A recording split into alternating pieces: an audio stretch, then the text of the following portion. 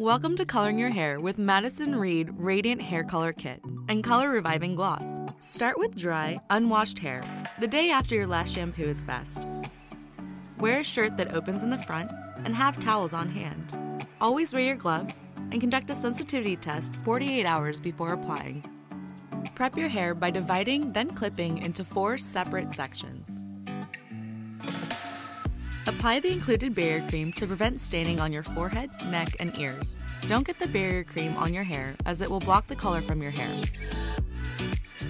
Wash and dry your hands and put on the gloves provided. Begin mixing your Radiant hair color by puncturing the color tube with its cap.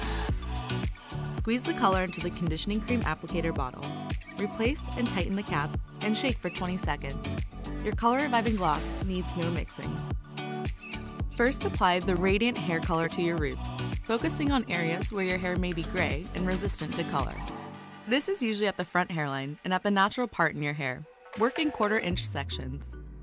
As you apply color to each section of your hair, use your gloved fingers to massage it into your roots. Make sure you completely saturate your hair with the Radiant cream color at the roots. When you finish applying the color, go back to your gray resistant areas and add more color.